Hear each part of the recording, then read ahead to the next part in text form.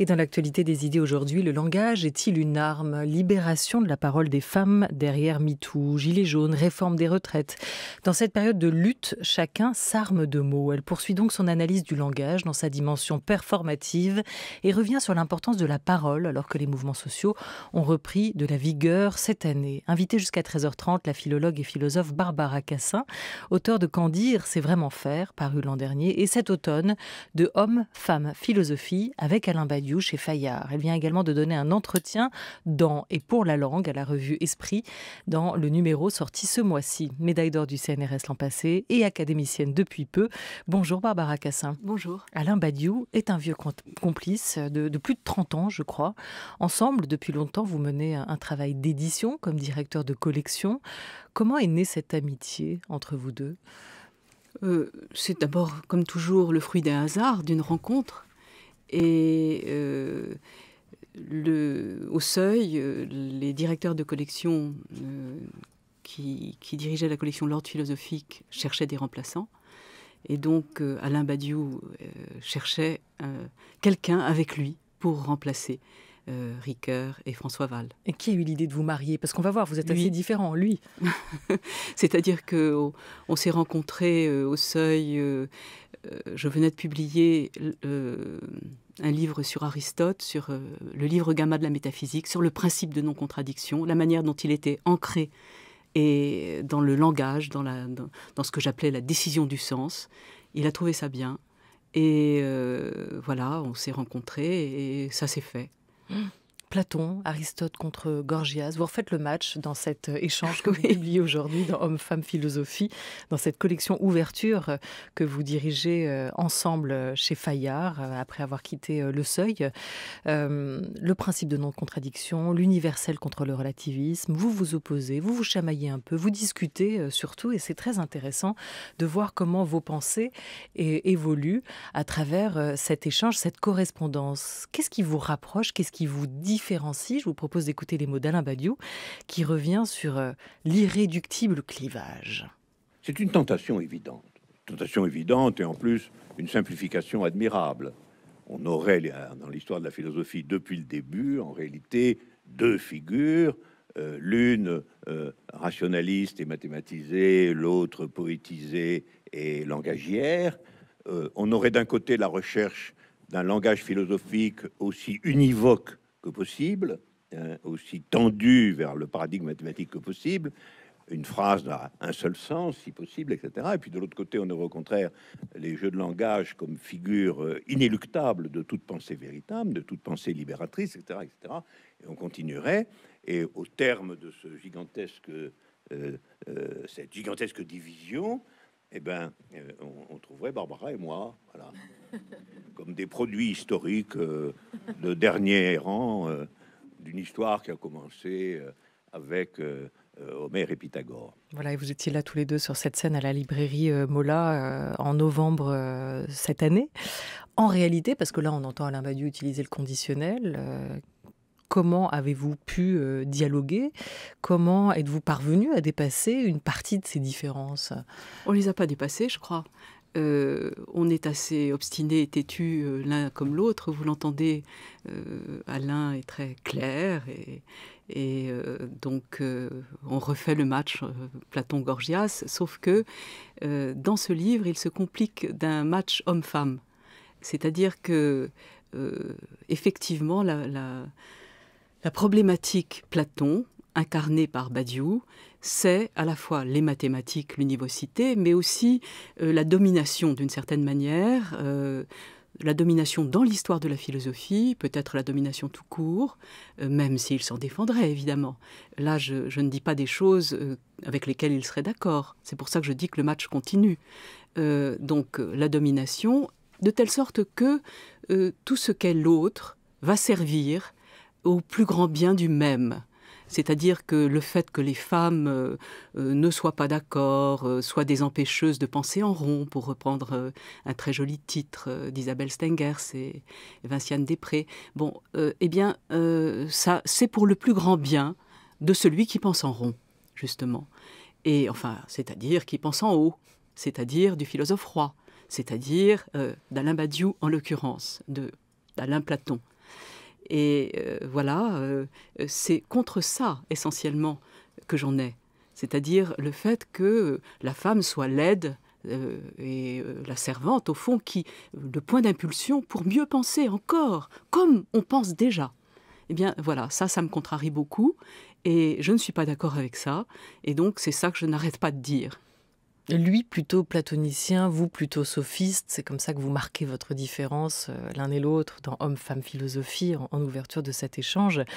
Il a raison quand il vous classe du côté de l'idéalisme moderne et se classe lui du côté du classicisme, un classique attardé. Voilà comment il se définit, bien sûr avec un peu d'humour. Il est quand même assez charmeur, hein, d'ailleurs ce Alain Badiou, Platon, y compris dans sa rhétorique, qu'il cherche à séduire et à convaincre. Hein. Tout à fait, mais Platon aussi. Donc Platon était en partie gorgianesque. Il était en partie sophiste. Et Socrate, d'ailleurs, s'est fait condamner pour les chefs d'accusation qu'on impute, que Platon lui-même impute aux sophistes. Bon. Donc il y a là une perméabilité dans toute la Grèce, entre, disons, la rhétorique, le pouvoir du langage et le pouvoir de la philosophie. Mais quand on veut les séparer et tenir bon l'un contre l'autre, eh bien on a Badiou, et pas vraiment Cassin, parce que moi je ne tiens pas bon à cette différence. Je ne tiens à aucune de ces stricts partages. Je ne crois pas à la vérité avec un grand V, c'est à peu près tout. Je ne crois pas à l'universel tout court, c'est-à-dire que je pense que l'universel, c'est toujours l'universel de quelqu'un, et même l'universel mathématique. Je ne suis pas sûre que ça soit vraiment un universel. C'est vrai, on fait les mêmes mathématiques que Dieu. Ben justement, ça m'inquiète, si vous voulez. Si on fait les mêmes mathématiques que Dieu, pour reprendre la thématique de Platon jusqu'à Leibniz, en passant par Descartes, etc. Si on fait les mêmes mathématiques que Dieu, je ne suis pas très sûre qu'elles soient un universel. Je pense que c'est plutôt très, très ancré dans notre universel. Donc voilà, même la mathématique ne me rassure pas. Oui, d'ailleurs, vous dites souvent que vous défendez un universel dédié, meilleur pour, comme une stratégie plutôt que comme une valeur en soi. Ce serait quoi, par exemple ?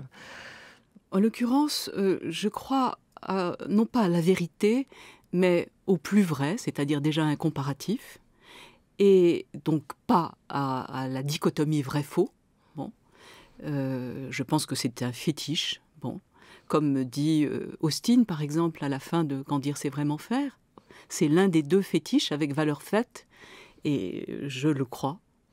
Donc, je ne crois pas à la vérité tout court, mais au plus vrai, et je ne crois pas au plus vrai tout court, mais au plus vrai comme meilleur pour. C'est-à-dire, c'est ce que j'appelle un comparatif dédié. Et c'est, là je reprends les termes, non pas avec comparatif dédié, mais avec meilleur pour, les termes de Protagoras. Protagoras, mis en scène par Platon et dans la bouche de Socrate. Donc, on voit bien déjà que tout ça est un peu tordu et extrêmement complexe par rapport au langage, par rapport au discours, par rapport à la manière dont on se sert de la discursivité et de la rhétorique. Voilà, donc c'est cette complexité qui m'amuse et qui me passionne et qui en dit long pour moi sur ce que pourrait être la philosophie d'une femme. Voilà, c'est-à-dire pas une philosophie qui cherche à dominer, à dire l'un, même si Platon Badiou n'arrête pas, Badiou Platon n'arrête pas de dire que ce n'est pas l'un qu'il vise, mais que c'est l'un en tant que multiple, etc., que la multiplicité est tout à fait présente dans sa pensée. Je le crois. Il m'accuse de ne pas le lire assez bien, et je le crois. Je le crois aussi, là. Mais au fond, peu m'importe, j'ai quelques fétiches contre lesquels je tape. Voilà. Et l'un avec un grand U et la vérité avec un grand V, voilà, ces fétiches-là me paraissent terrifiants par leurs conséquences. Alors dans Homme-Femme Philosophie, vous réfléchissez à la philosophie aujourd'hui et au mélange des genres. Vous avez rassemblé votre correspondance, cet échange autour du genre et des idées. Être femme en philosophie, est-ce que ça peut induire une autre manière de penser ? C'est aussi la question que vous vous posez. Est-ce que les femmes font de la philosophie autrement ? C'est vraiment la question qu'on se pose, c'est-à-dire que déjà on part avec un handicap terrible puisque pendant des siècles elles n'ont pas fait de philosophie, elles sont des exceptions rarissimes et elles sont même en tant que philosophes mises dans la bouche des hommes. On pense à Diotime par exemple, qui est toujours parlé par quelqu'un d'autre. Bon.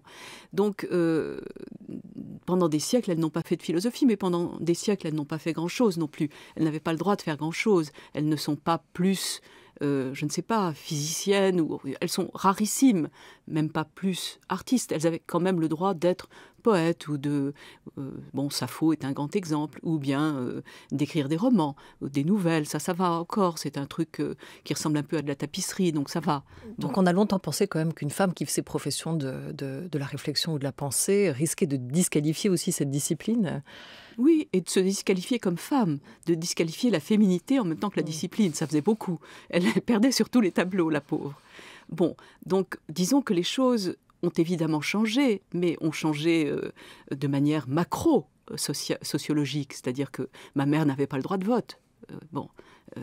Donc ça déjà, elle n'avait pas de compte en banque autonome. Donc déjà, vous voyez bien à quel point tout ça a absolument changé les conditions de la femme.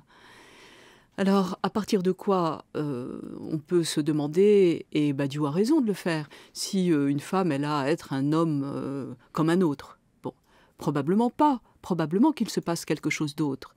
Et c'est ça qu'on a essayé d'analyser sur le point très précis de la philosophie avec Badiou. Donc, moi, d'abord, je ne crois pas à la philosophie tout court, c'est ce que j'arrête pas de dire. Je crois à la philosophie et, je crois à la porosité des genres. Je pense que en tant que est un bon terme. Je philosophe en tant que femme. Et puis quand on me dit « Ah, tu dis ça parce que tu es une femme », je me rebelle et je dis pas du tout, je dis ça en tant que philosophe. Donc j'ai une identité stratégique. Je pense que ça, c'est assez ce qui nous convient maintenant. Hein. Je ne dis pas il va falloir que l'identité des femmes soit toujours stratégique. Je dis que maintenant, c'est pas mal. Est-ce que dans cette identité stratégique, il y a une part d'idéalisme, comme l'évoquait Alain Badiou vous concernant cet idéalisme moderne? Est-ce que vous vous vivez comme philosophe et femme et idéaliste, voire moderne? Mais je ne sais pas ce que ça veut dire. Idéaliste. Je ne sais même pas ce que ça veut dire dans sa bouche et je ne sais pas ce que ça veut dire tout court. J'ai beaucoup de mal à rentrer dans des cases qui, par ailleurs, sont des cases absolument évolutives. Le fait qu'il y ait l'adjectif moderne à coller, je sais encore moins ce que ça veut dire. Parce qu'après tout, idéaliste, ça veut dire quoi? Si on prend la racine, ça veut dire qu'il croit à l'eidos, à l'idée. Donc ça veut dire platonicien. C'est parfait. Bon, alors moi, je serais platonicienne? Ben non. Bon. Et moderne, alors quoi? Qu'est-ce que ça bouge, le fait que ce soit un idéalisme moderne? J'en sais rien. Je pense que ça rentre dans un autre système d'opposition. Ça veut dire que je ne suis pas réaliste. Ah bon? Bah, montrez-moi ça. C'est une discipline très masculine, vous l'avez dit. Alors, il semblerait que vous ayez eu, vous, au lycée, Barbara Cassin, une prof, qui vous est plutôt marquée, mais par la suite, c'était surtout des hommes, Jean Beaufret, un proche d'Heidegger, Michel de Guy. Est-ce qu'ils vous ont tous, durant ce parcours universitaire, traité comme l'égal de vos camarades étudiants? Ou est-ce que le fait d'avoir été marqué par des figures masculines dans cette discipline a aussi influencé votre manière d'être philosophe et aujourd'hui? Alors, au fond, vous demandez deux choses différentes. La première, c'est est-ce que je me suis sentie, traitée comme femme en tant qu'étudiante? Bah, pas du tout, ou alors heureusement. C'est-à-dire que c'était plutôt plus amusant de pouvoir déporter les choses, de pouvoir jouer sur plusieurs tableaux. Ça m'a toujours beaucoup amusé. Et c'est peut-être pour ça que j'ai des profs hommes ou que je m'entends bien avec les hommes. C'est qu'au moins, je peux jouer sur le en tant que. Bon, ça, c'est la première réponse. Je ne sais plus ce que vous avez demandé d'autre. Sur la manière dont ça a pu aussi vous influencer comme philosophe après, dans votre manière de penser. Mais est-ce que vous vous êtes justement construit en opposition par rapport à ces... en admiration et en opposition par rapport à ces figures masculines? Mais d'abord, ces figures, elles étaient très contrastées. Je veux dire que j'étais au séminaire du Thor, il y avait à la fois Martin Heidegger et René Char. Il n'y a pas plus différent. Ils se sont rejoints là. Mais le poète résistant et le philosophe quand même nazi, c'est très improbable qu'ils soient conjoints. Donc c'était plutôt très intéressant de voir quel type de distance s'instaurait entre l'un et l'autre. Et je dois dire que, en l'occurrence, si quelqu'un m'a marqué, c'est plutôt René Char que Martin Heidegger. C'est-à-dire que c'est l'espèce d'ouverture je sais pas, solaire que pouvait représenter la poésie. Mais solaire est un mauvais mot, c'est une ouverture de tout temps que pouvait représenter la poésie. Ça m'a paru plus passionnant et plus, et je ne sais pas, plus désirable que la ponctualité éthérée de la pensée. Voilà. Heidegger, c'est lui que vous appelez le philosophe nazi, et pourtant ça ne vous a pas empêché tous d'aller écouter ses séminaires. Vous n'avez pas pratiqué en connaissant son passé, puisque c'était visiblement le cas déjà un peu à ce moment-là. Oui, mais c'était juste un peu. Hein. Ouais. C'était juste de pratiquer une politique de la chaise vide, c'était pas l'idée. Non, mais c'était. Il faut comprendre que Heidegger, Victor Hugo est notre plus grand poète, hélas. Heidegger était notre plus grand philosophe, hélas. C'est-à-dire que quand on fait une série de philosophes en histoire de la philosophie, eh bien, il vient après Hegel et Nietzsche. Et c'est là qu'il se situe. Et après Husserl, peut-être, que je connais beaucoup moins bien. Donc, pour moi, sa manière de lire les Grecs était une manière tout à fait passionnante. Et je me suis construite alors là, à la fois avec les outils qu'il pouvait donner, mais aussi contre lui, puisque, au fond, ma première question philosophique autonome, c'était, mais peut-on être autrement présocratique? Peut-on être autrement lu que comme Heidegger lit, par exemple, Parménide, c'est-à-dire comme une aurore, comme une origine, comme etc., comme un enracinement dans une race et dans un sol et dans une langue.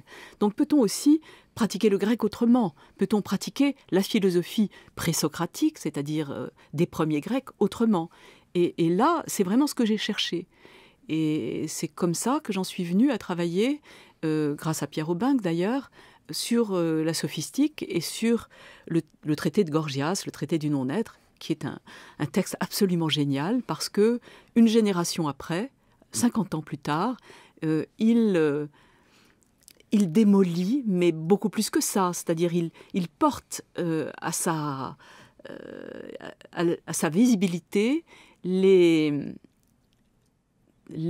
ne peux pas dire les contradictions, disons les préjugés, les présupposés de la pensée soi-disant originaire de Parménide.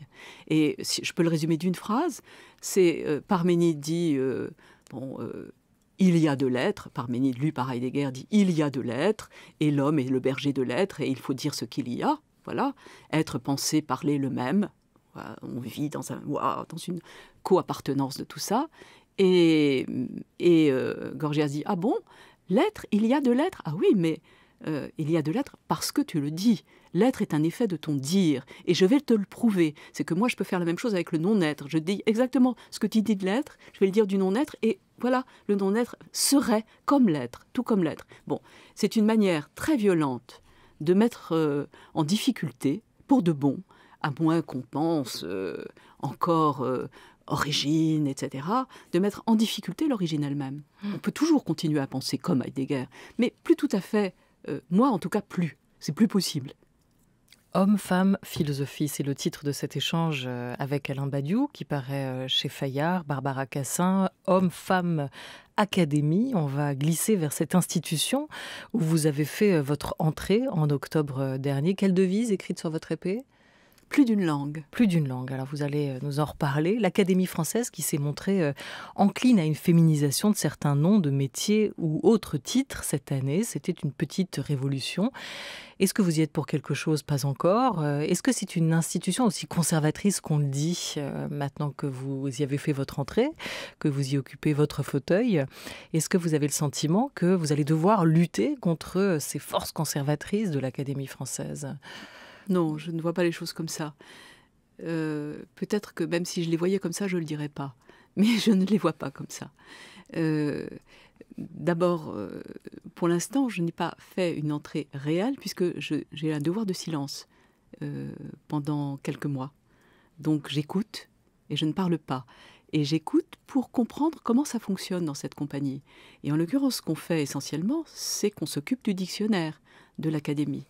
Et bon, moi je m'intéresse au dictionnaire et je suis très heureuse de voir un dictionnaire en évolution, c'est-à-dire une langue française qui n'est pas conservée, pas conservatrice par définition, puisque quand le dictionnaire est fini, il recommence.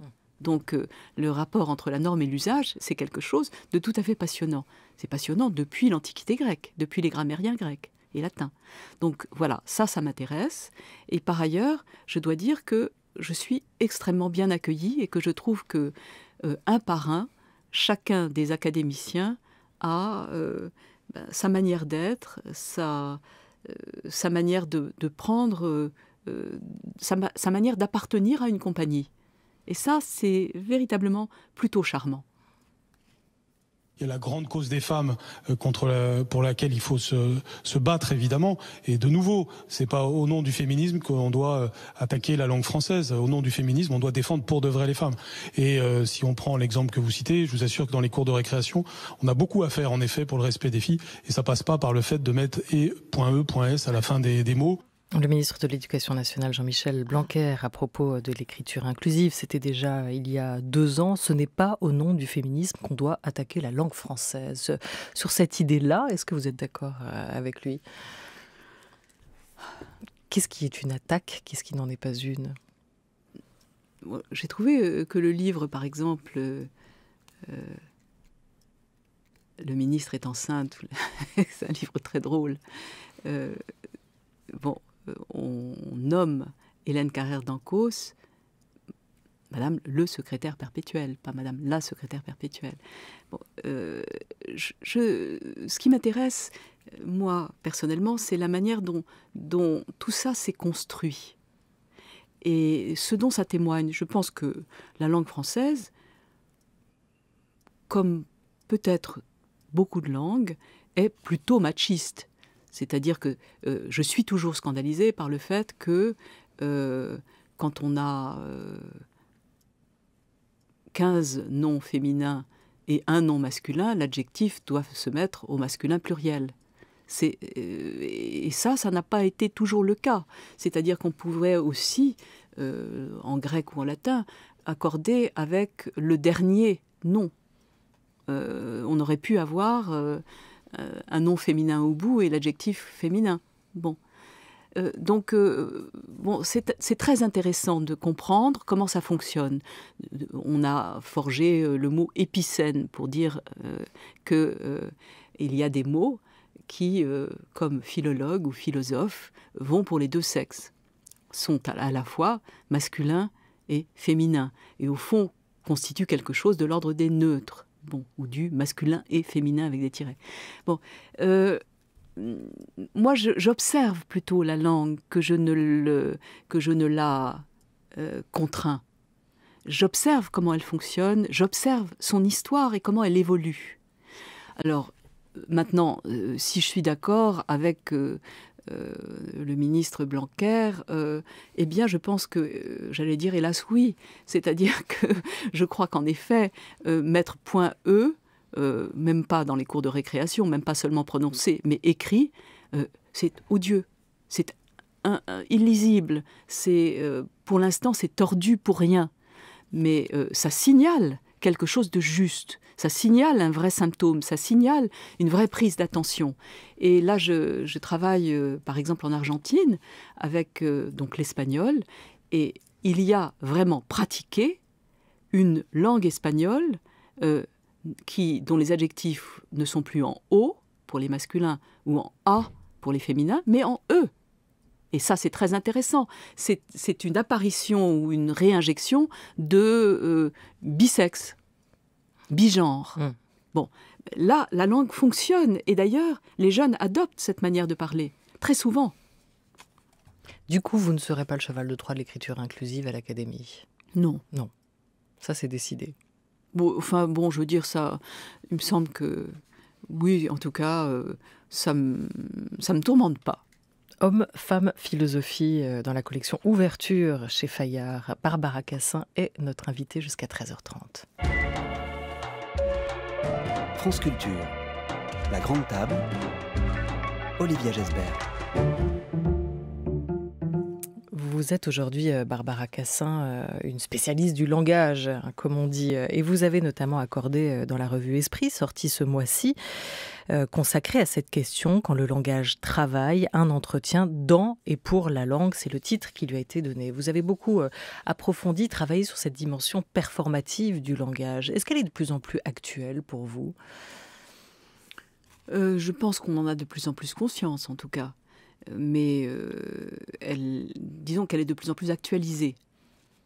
Parce que je vous ai compris, ou bien la majorité, c'est vous, ou bien yes we can. Ça fait quand même un bout de temps que ce genre de slogan politique vaut. Or, vous entendez bien comment chacun, au fond, est un performatif. C'est-à-dire que je vous ai compris, au moment où on le dit, il faut le croire. On le croit. Et on croit que De Gaulle a compris. Mais quoi ? Bon, ensuite, le reste de l'histoire peut poser problème. Voilà. Donc, le performatif, c'est-à-dire le fait que quand on énonce, ce soit actif. Quand je dis, il faut peut-être rappeler ça, quand je dis la séance est ouverte et que je suis en effet le juge qui est en capacité d'ouvrir la séance, alors la séance est de fait ouverte. Mais c'est très vieux. Je veux dire que la parole sacramentaire a joué de ça depuis toujours. Je te baptise. Quand la personne qui le prononce est celui qui peut baptiser, voilà, c'est fait. Je t'absous, c'est fait. Bon, donc ça fait longtemps qu'on se sert de ça.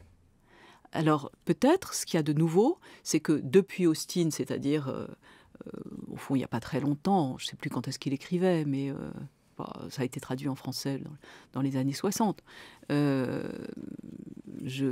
70, enfin j'en sais rien, lui devait parler en 50. Bon, il a présenté ça comme une nouveauté absolue, et même une révolution. Alors je crois que ça n'est pas vrai, je crois que ça n'est pas une révolution. Ce qui est révolutionnaire, c'est de montrer que c'est d'y faire vraiment attention et de travailler là-dessus. Et donc, travaillant là-dessus, c'est ainsi qu'il est arrivé à la conclusion que vrai, faux et valeur fait sont des fétiches. C'est très intéressant, c'est très compliqué. Moi, j'ai travaillé là-dessus d'abord en politique. C'est-à-dire, je vous ai donné quelques exemples, genre je vous ai compris, mais j'ai travaillé là-dessus grâce à la Commission Vérité et Réconciliation en Afrique du Sud. Et ce qui se passait là était de l'ordre de la fabrication, en effet, la fabrication du peuple arc-en-ciel à travers les récits croisés, disons, les aveux ou les témoignages des personnes qui avaient soit subi des violations des droits de l'homme, soit acté ces violations, soit fait ces violations. Et là, effectivement, Desmond Tutu, qui présidait la Cour, a eu des termes qui sont absolument analogues aux termes des sophistes, aux termes de Gorgias, et analogues à ceux d'Austin. Il dit, on croit d'habitude que le langage décrit la réalité. La Commission n'est pas de cet avis. Le langage, discours et rhétorique, crée la réalité. Ça, c'est la notion de performatif. Il performe, il fabrique. Et c'est bien ça qui s'est passé en Afrique du Sud, c'est-à-dire que le peuple arc-en-ciel, le nouveau peuple d'Afrique du Sud, s'est constitué à travers le langage, grâce aux mots échangés et grâce à toutes ces tribunes, à toutes ces auditions qui se sont passées dans le pays entier et qui étaient répercutées à la télévision. Bon, il s'est passé quelque chose d'extraordinairement vibrant et tangible. Voilà. Donc c'est un moment qui pour moi a été un moment extraordinaire. Mais il y a d'autres endroits de langage, d'autres corpus qui fonctionnent comme ça. C'est-à-dire, je pense que la psychanalyse en est un. Il se passe quelque chose quand on parle en psychanalyse. Dire, c'est vraiment faire. Et pas toujours. Il y a des conditions. Et lesquelles? Elles ne sont pas si faciles que ça à dresser. Mais il se passe là quelque chose. Pour reprendre un terme de Benveniste qui parlait de Lacan, c'est un langage qui agit autant qu'il exprime. Bon, voilà, c'est très intéressant. Eh bien, les sophistes font ça aussi. Alors, on a entendu aussi une parole s'exprimer en France au moment du grand débat national et surtout du mouvement des Gilets jaunes. On a entendu depuis le début de l'année et derrière le hashtag MeToo, cette prise de parole des femmes qui a été dans une certaine mesure suivie d'effets réels. On a aussi réfléchi à cette importance de la parole et des mots dans un conflit comme celui d'aujourd'hui qui oppose syndicats à l'exécutif depuis la mi-décembre, avec ce mot qui revient de part et d'autre, celui de responsabilité, partiellement performatif aussi, utilisé à la fois par les syndicats et par le gouvernement. Encore ce week-end, le chef de l'exécutif, le président Emmanuel Macron, après Édouard Philippe, a appelé les opposants à la réforme des retraites à l'esprit de responsabilité. Est-ce que pour vous, 2019 sera l'année de la victoire du langage, ou est-ce qu'au contraire, le langage a été abîmé par cette ère de la post-vérité et des fake news, comme on l'entend souvent? Je vous propose juste d'écouter les mots de Marcel Gauchet à ce sujet. Post-vérité, fake news, fausses nouvelles, dangereuses ou pas pour la démocratie? Question qui lui était posée. Est-ce que pour vous, Marcel Gauchet, cette post-vérité, ces faits alternatifs, c'est extrêmement dangereux pour la démocratie? C'est pire que dangereux. C'est le commencement de la fin, si nous n'y prenons garde. Car la démocratie, ça repose sur la capacité de jugement des citoyens. Les citoyens ne vont pas produire eux-mêmes l'information. On la leur donne et ils se déterminent en fonction de cela. Si nous n'avons plus le support stable de faits avérés sur lesquels on ne discute pas après leur interprétation, on la tire chacun, ça veut dire qu'il ne reste plus dans l'espace public que le rapport de force. Et c'est là le commencement de la fin de la démocratie. Voilà, et donc ce sera ma dernière question. Barbara Cassin, 2019, a-t-elle été pour vous, sera-t-elle l'année de la victoire du langage? Non, j'aimerais que ce soit celle du jugement, de la victoire du jugement. Et moi, je veux reprendre le terme de Gauchet lorsqu'il dit, au fond, il faut une capacité de juger. Il a prononcé le mot de jugement. Et il dit, c'est fichu avec les fake news parce qu'on n'a plus de la base sur laquelle juger. Mais je ne crois pas. Je crois que, justement, les fake news impliquent que l'on soit en capacité de juger, de se rendre compte de la vérité ou de la partialité de ce qu'on est en train de vous raconter. Les fake news, quand même, le grand exemple, c'était Trump. Et Trump disant, il y a plus de monde qu'il n'y en avait jamais eu pour la présidentielle. Juste ça, fake news, enfin, au secours, c'est faux. Bon, on est en capacité de le juger. Bon, et on est en capacité de juger ce que dit Bolsonaro. Bon, donc, c'est difficile de juger qui est le plus responsable ou le plus irresponsable entre le président Macron et les syndicats. Bon, là c'est autre chose, mais allez-y, essayons de juger. C'est tout ce qu'on a à faire. Donc c'est plutôt ça pour moi, le mot qui devrait surnager de 2019. Merci beaucoup à vous, Barbara Cassin, Homme-Femme Philosophie, dans la collection Ouverture chez Fayard. C'est un ouvrage que vous co-signez, donc, puisqu'un échange avec Alain Badiou dans le nouveau numéro de la revue Esprit, Quand le langage travaille. On y retrouve un entretien de vous et plein d'autres analyses très intéressantes sur ce sujet. Merci à toute l'équipe de La Grande Table, à Jean-Christophe Brianchon, Oriane Delacroix, Sophie-Catherine Gallet, avec Laura Dutèche-Pérez. À la réalisation aujourd'hui, c'était Alexandra Condilanguet avec Alex Dong. Bel après-midi à tous sur France Culture.